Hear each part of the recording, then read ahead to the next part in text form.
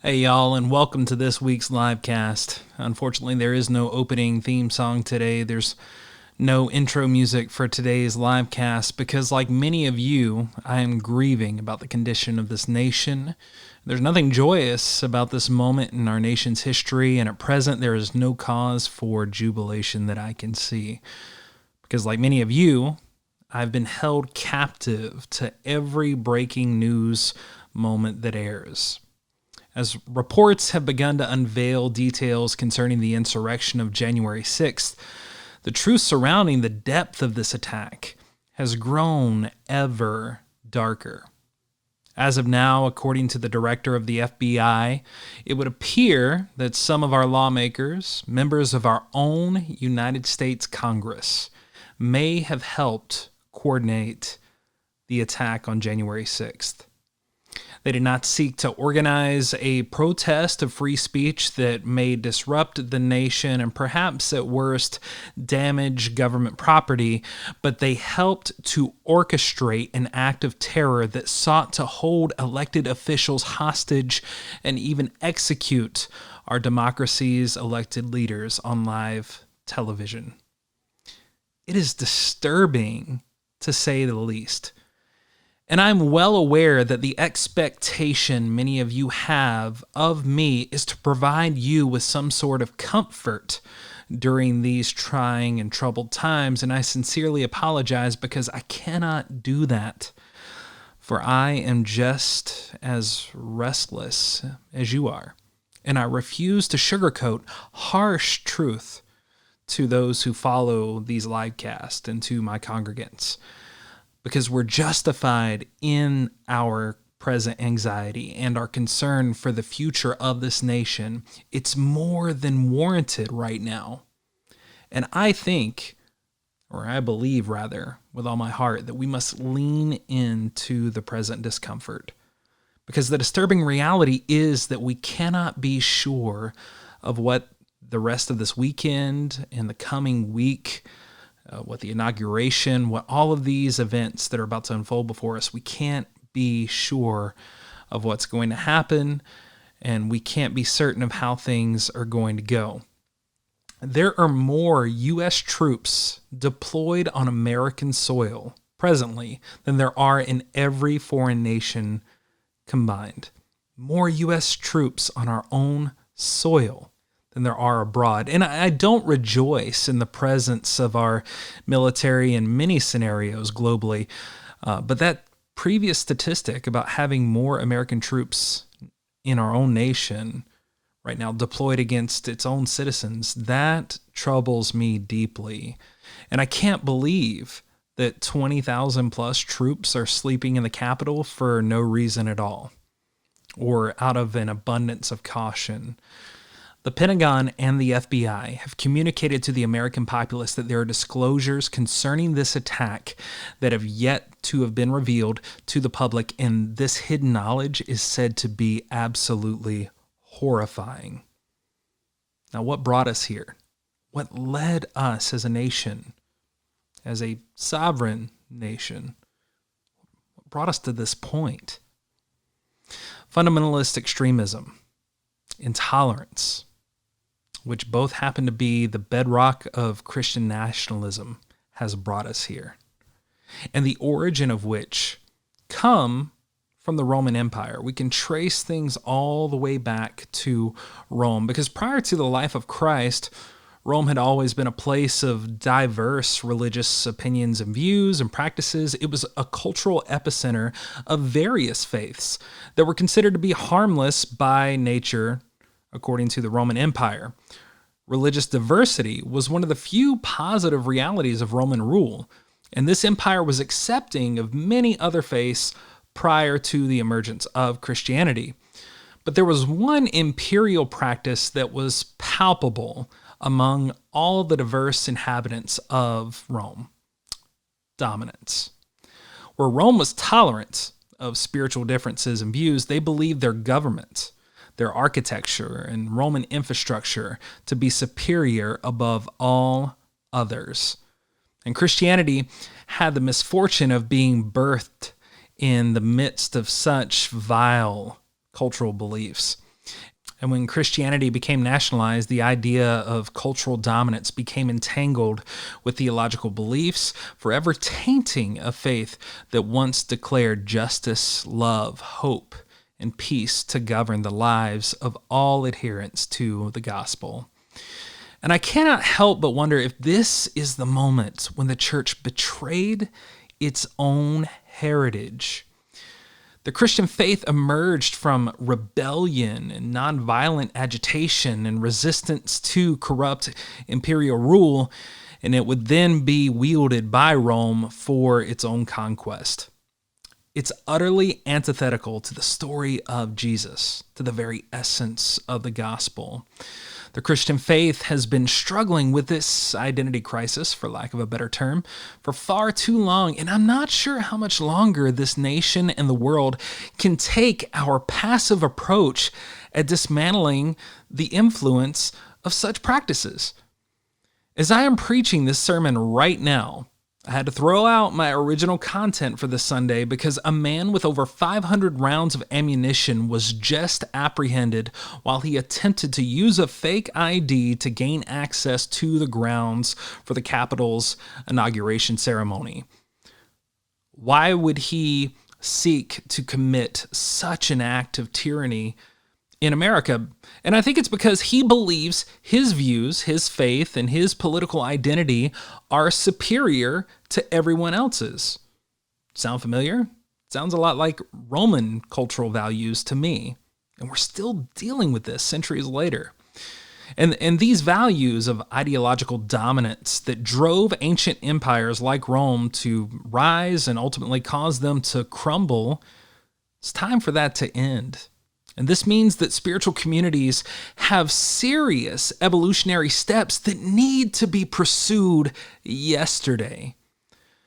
And Christianity isn't alone in these needed endeavors, by the way, because the New Age spiritual community has many issues that they must address as well in regards to white supremacy gaining a foothold within their platforms and within their spaces.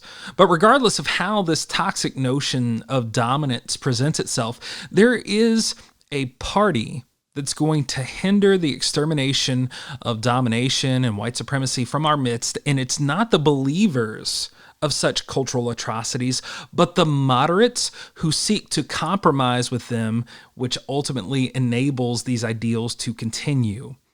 Throughout human history, there has been no greater perpetrator of violence than adherents of religious extremism. Don't hear what I'm not saying, but there's also been no greater accomplice and enabler to these atrocities than those who seek their compromise. Because the result of this attempted compromise will always be varying degrees of subjugation and oppression, and the aftermath will always yield prolonged cultural progress. It will always hinder benefiting those that are under the boot of oppression. And tomorrow, we have a holiday coming up that is in reverence of one of the greatest leaders of civil rights the world has ever seen. And in reverence to the life of Dr. Martin Luther King, I'd like to take a moment and remind those listening to what Dr. Martin Luther King said about moderates and centrism. Dr. King said, "I must make two honest confessions to you, my Christian and Jewish brothers. First, I must confess that over the past few years, I have been gravely disappointed with the white moderate.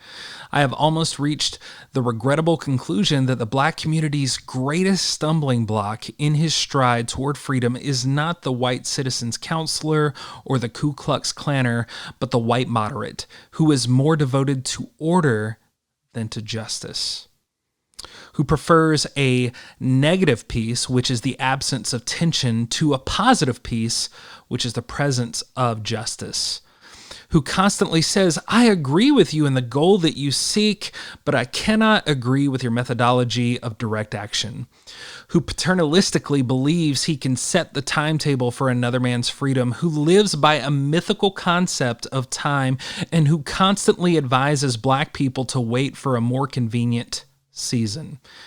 Shallow understanding from people of goodwill is more frustrating than absolute misunderstanding from people of ill will, meaning lukewarm acceptance is much more bewildering than outright rejection. You see, there's a tendency among ministers, especially among pastors, to create spaces that offend absolutely no one and that offer a middle-of-the-road approach to all perspectives, and where everyone's voice is valued, but not all opinions are created equal. All people are made equal, and those that would preach otherwise certainly don't deserve a voice, especially views that were birthed from systems of inequality. And my question to the church is this: who do these spaces of equal opportunity to those who would sow inequity, who do these spaces benefit? Is it beneficial to the LGBT community?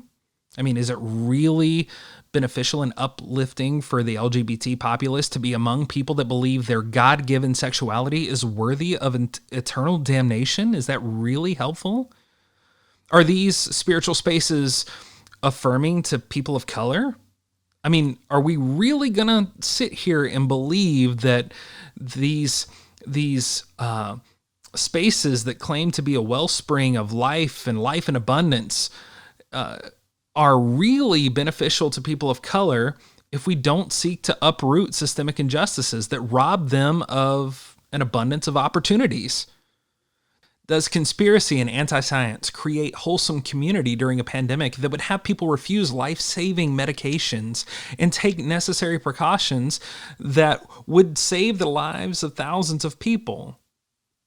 Is that really beneficial when we've lost 400,000 innocent Americans already?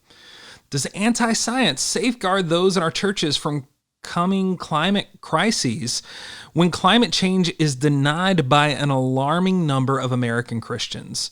Is it really beneficial for us to create spaces that seek to understand and coddle believers in such harmful ideologies? Are their views created equal? I dare say they're not.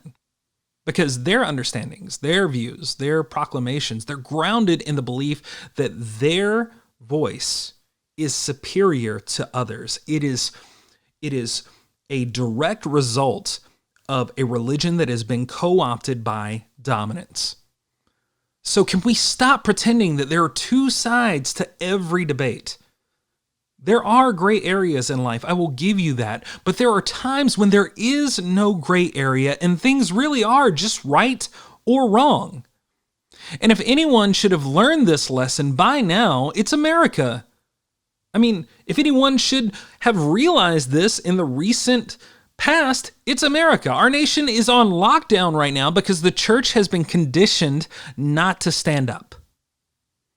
And we remain neutral because we're afraid that harsh truths and criticisms may cause our institution to become extinct. But if we're going to continue to enable these kind of ideals that are going to continue to sow harm in the general populace, then maybe we should become extinct. Eric Minton, a minister in Tennessee, wrote this in an article, and I found this article to be profound, and brilliant and timely. Eric said, when ministers and politicians are prevented from doing what's right, teaching people what's right, and defending what's right out of an effort to maintain their livelihoods or peace, it isn't the people we should be blaming. It is the system that has created them that is to blame. And replacing these pastors and politicians won't actually fix the problem because the problem is maintained by a center of gravity bigger than any one person. Moderate churches desperate to avoid a split, just like moderate political operatives desperate to avoid splitting the ticket or a party, are beholden to a religious orientation that is far more in common with the logic of the free market than with the logic of a rabbi who was killed as a political criminal by the Roman Empire.